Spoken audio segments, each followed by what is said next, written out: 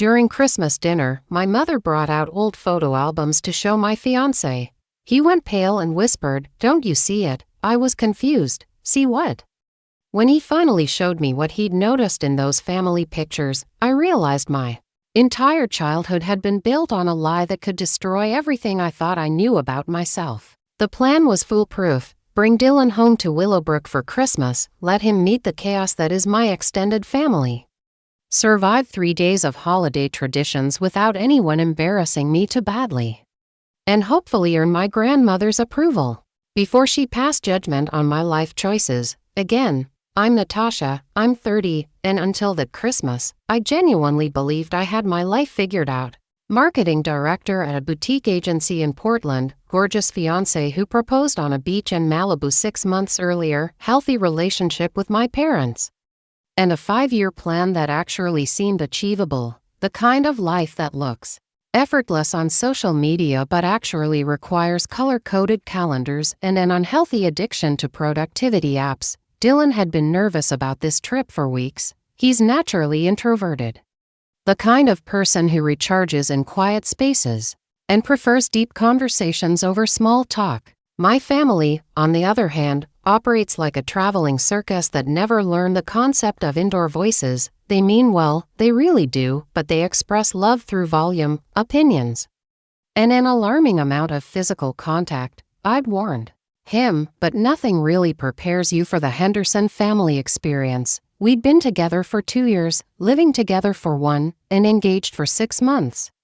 Dylan was everything I hadn't known I was looking for: steady where I was impulsive, thoughtful where I was reactive, calm where I was, well, let's just say I inherited the Henderson intensity gene.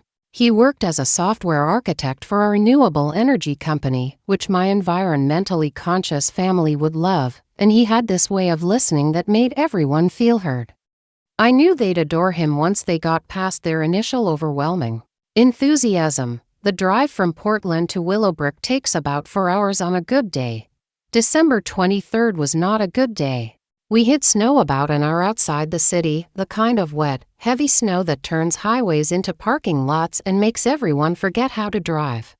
What should have been a pleasant road trip became a white-knuckle exercise in patience, with Dylan gripping the steering wheel and me providing unhelpful commentary from the passenger seat. "You're doing great," I said for the 15th time as we crawled behind a semi-truck going 20 miles per hour.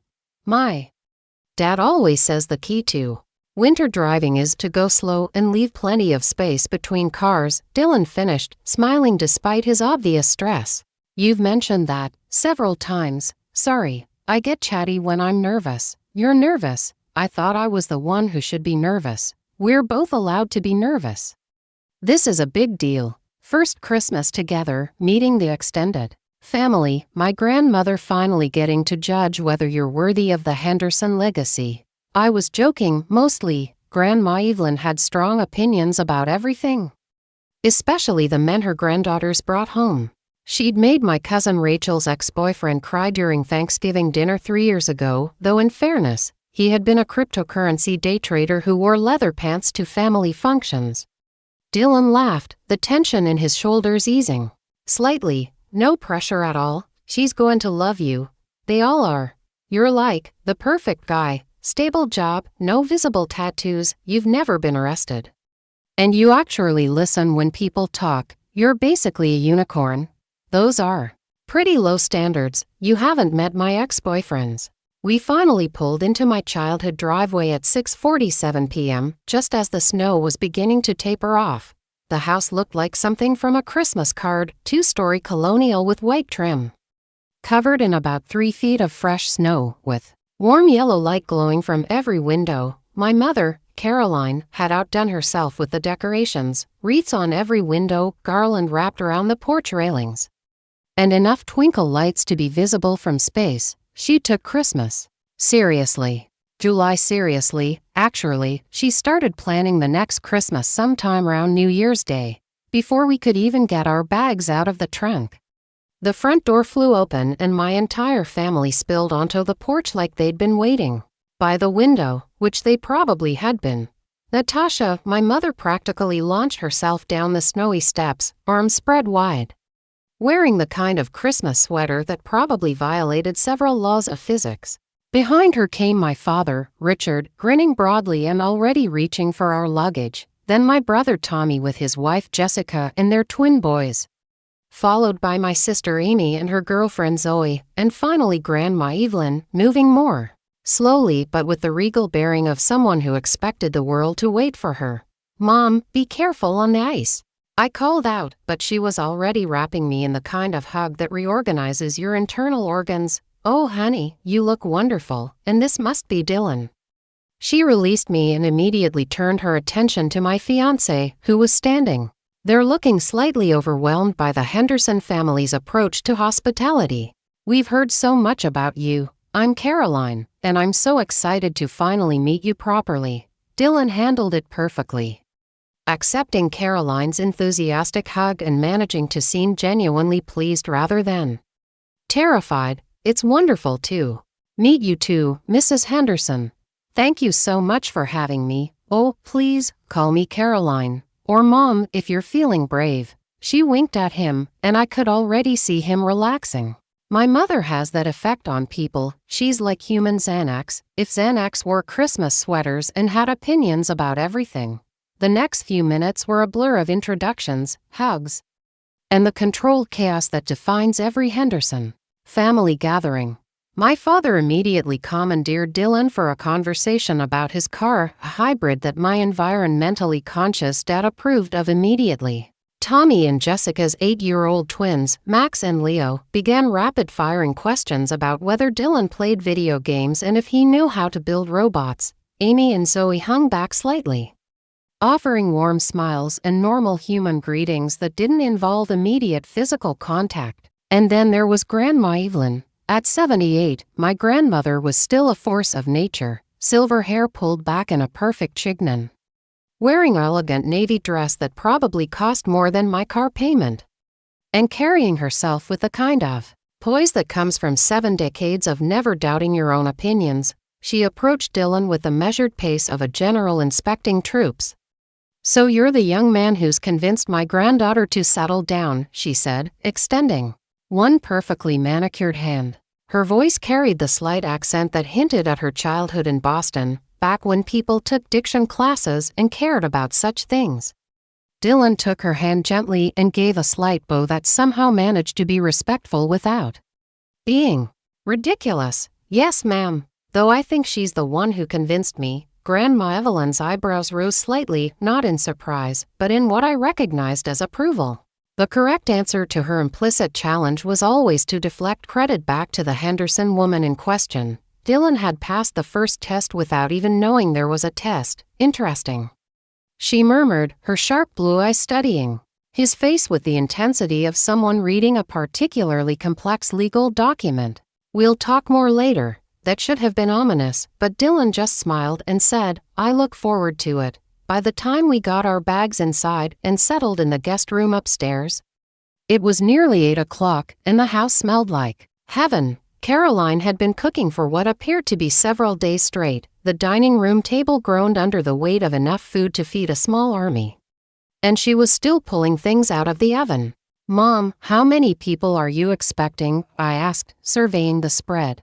There were 3 different types of potatoes, 2 kinds of stuffing, green bean casserole, glazed carrots, homemade rolls, cranberry sauce, and what appeared to be a turkey, large enough to have its own zip code.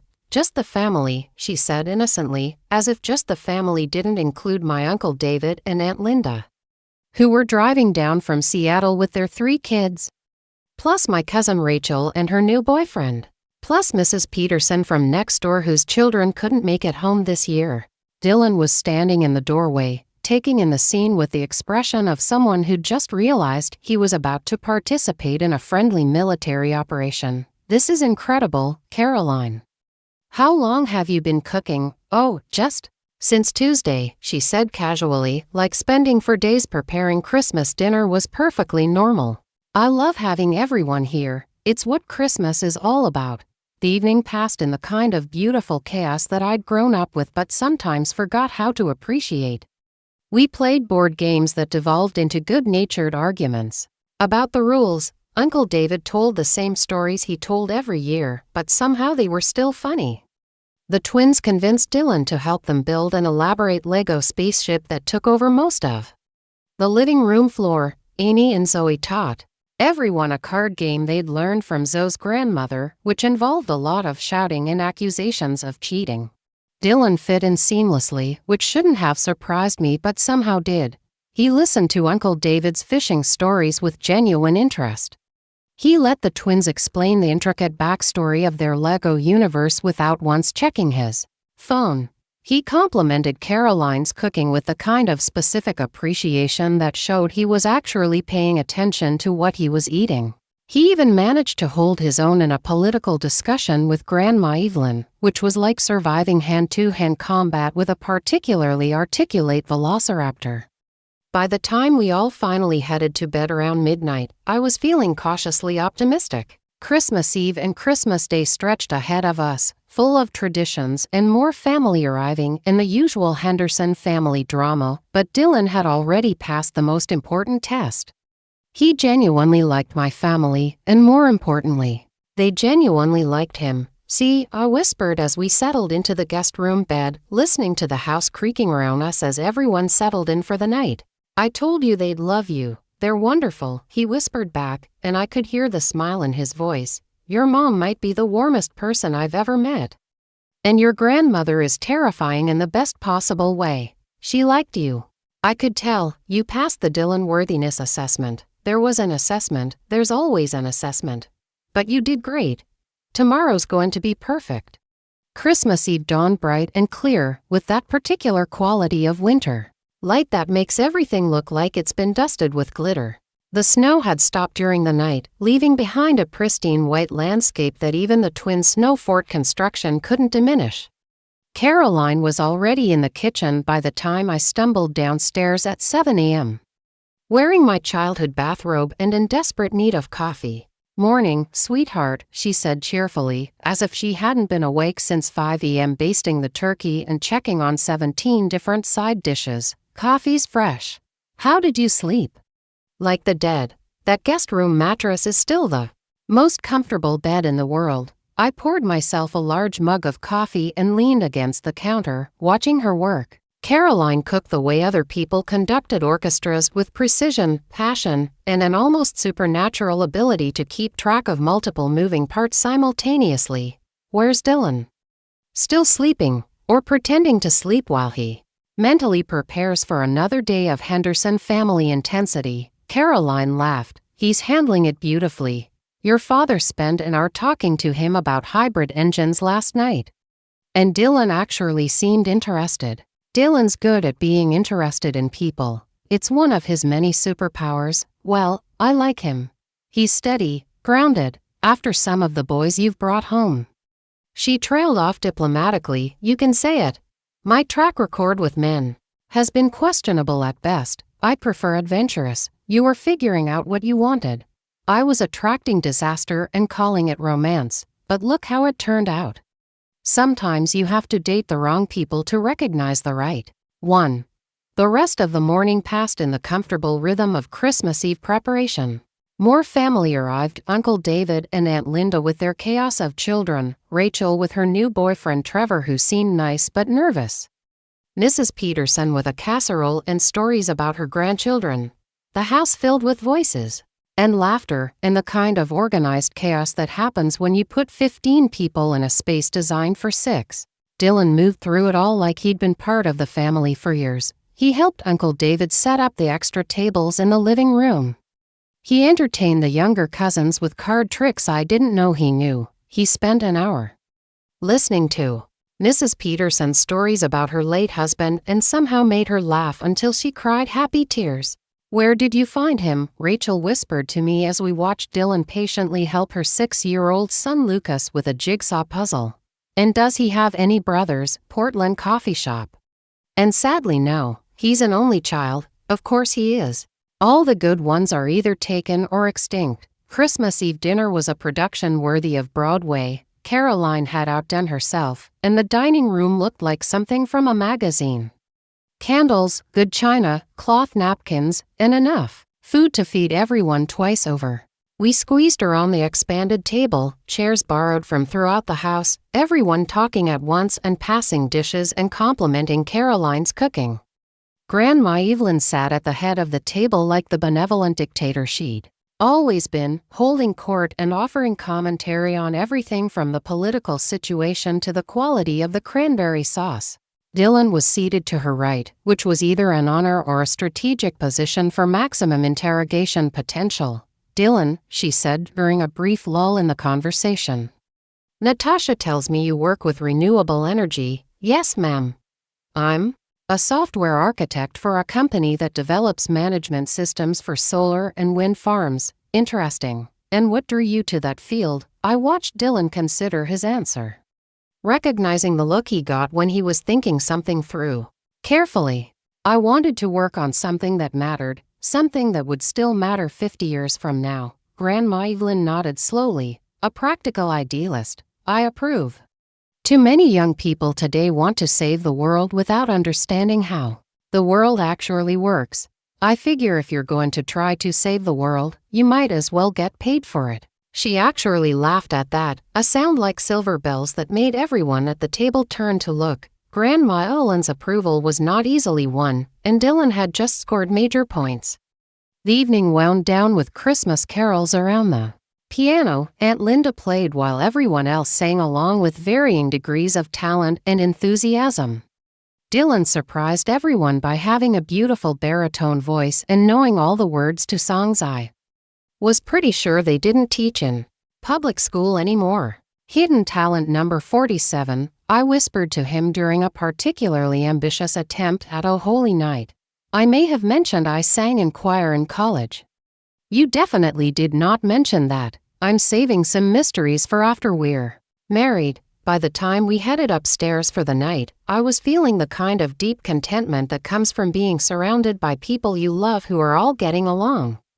Christmas Day stretched ahead of us, with more food and more family time and the traditional present opening chaos, but the hard part was over. Dylan had been officially accepted into the Henderson family fold, and everyone was happy. I should have known it was too good to last. Christmas morning dawned gray and overcast, with the kind of heavy sky that promised more snow before the day was over. I woke up to the sound of children's voices drifting up from downstairs. The twins were awake and apparently convinced that Santa had arrived during the night, despite being 8 years old and theoretically too old to believe in such things. Dylan was already awake, lying on his side watching me with the kind of soft expression that still made my heart do little flip-flops even after 2 years together. "Merry Christmas," he whispered, reaching over to brush a piece of hair away from my face. "Merry Christmas. Sleep well, eventually. Your cousin Rachel's boyfriend snores like a freight train." Trevor, he seemed so quiet. Still waters run deep and loud, apparently. Downstairs, Caroline had clearly been awake for hours. The kitchen smelled like cinnamon rolls and bacon, and she was bustling around in a red apron that said Santa's helper in glittery letters. The Christmas tree lights were on, and someone had already started coffee. "Merry Christmas, you too," she called out as we appeared in the kitchen doorway. "Coffee's ready. Breakfast is almost finished, and the children are about 30 seconds away from a complete revolt if we don't let them open presents soon." The present opening portion of Christmas morning was the kind of controlled chaos that required a designated photographer, someone to manage the wrapping paper cleanup, and a person whose sole job was to make sure the younger kids didn't get completely overwhelmed by the excitement. Dylan gamely accepted the role of trash bag manager, following the present opening tornado and keeping the living room from disappearing entirely under a sea of ribbon and wrapping paper.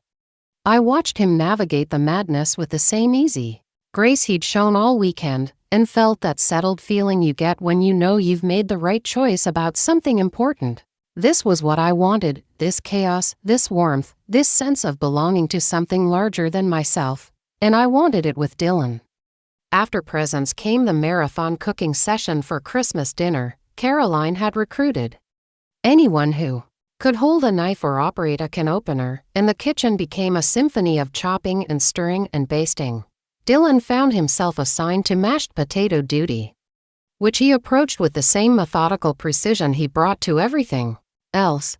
The secret is to use warm milk, Caroline told him, hovering over his shoulder like a culinary supervisor. And more butter than seems reasonable. How much butter are we talking about? If you're not slightly concerned about your cholesterol, you haven't used enough. It was some time after lunch, when everyone was in that pleasant post-meal stupor that comes from eating too much and laughing too hard, that Caroline made the announcement that would change everything.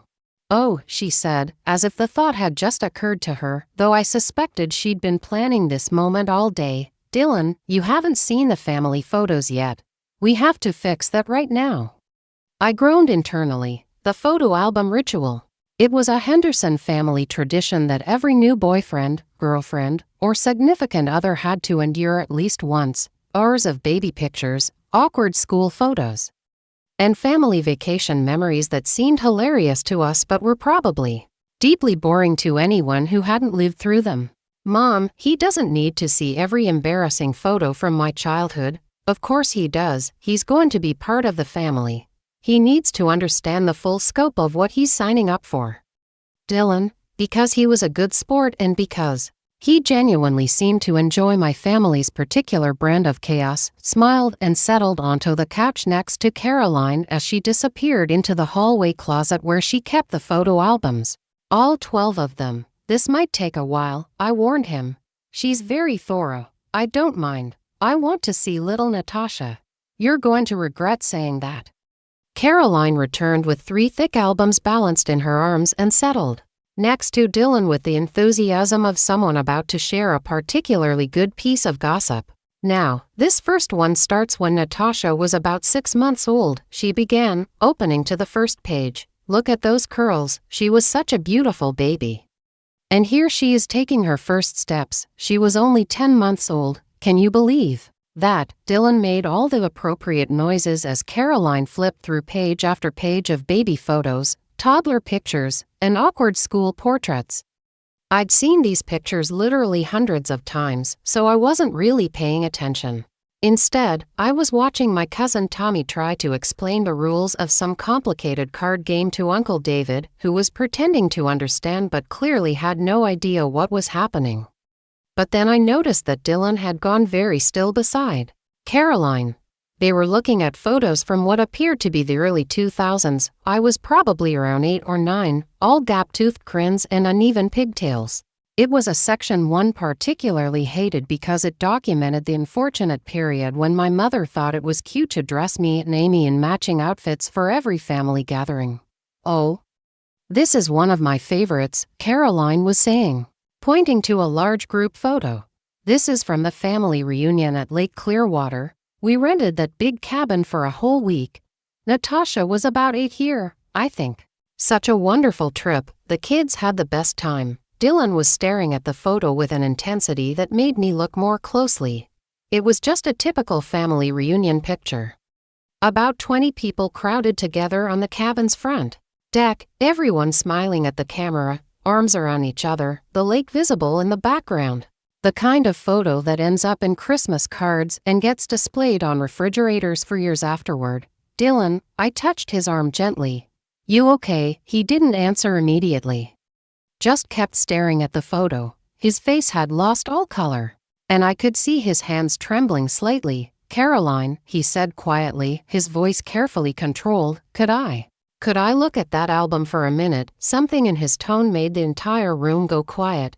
Even Tommy stopped trying to explain his card game. Caroline handed him the album, looking puzzled and slightly concerned. "Of course, dear. Is everything all right?" Dylan held the album closer, studying the photo with the kind of concentration usually reserved for legal documents or medical test results. I leaned over to get a better look.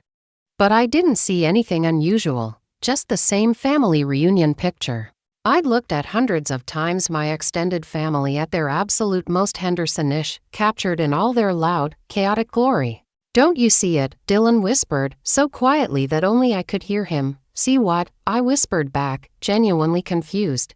He pointed to something in the background of the photo. Behind all the smiling family members, his finger was shaking.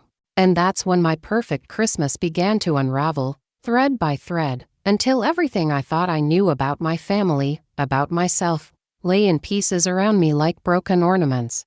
But I'm getting ahead of myself. At that moment, all I saw was my fiancé go and pale over a 20-year-old family photo, and I had no idea why. "Dylan, what is it?" I asked, louder this time. He looked up at me, then at Caroline, then back at the photo. The silence in the room was deafening. "I think," he said slowly, "we need to talk." The silence stretched for what felt like hours but was probably only seconds. Dylan's hands were still trembling as he held the photo album, and I could see Caroline's confusion turning into genuine concern. "Dylan, honey, what's wrong?" she asked gently. He looked up at me. Then at my mother, his face pale as winter snow. "Natasha, I need to show you something, but maybe we should talk privately first." "No," I said firmly. "Whatever it is, just show me now." Something cold was spreading through my chest. The kind of dread you feel when you know your life is about to change forever. Dylan took a shaky breath and pointed to the background of the Lake Clearwater photo. "Look behind your Uncle David, in the trees. Do you see that man?" I squinted at the photo. Behind the laughing family group, barely visible through the pine trees, was a figure. Someone standing far back, partially hidden, like they were watching the family gathering from a distance. "I see someone, but it's too blurry to make out who." "It's my father," Dylan whispered. The words hit me like a physical blow. "What? That's my dad. I'm absolutely certain. He has this distinctive scar on his left temple from a car accident. When I was 12, even in this blurry photo, I can see it." Caroline leaned forward, studying the picture. "But that's impossible, honey. We don't know your father. We've never met him." Dylan's voice was barely audible. "My father disappeared when I was 15. He walked out one day and never came back. My mother told me he'd gone to start a new life somewhere far away. She said he didn't want to be found." My mind was racing, trying to process what he was saying.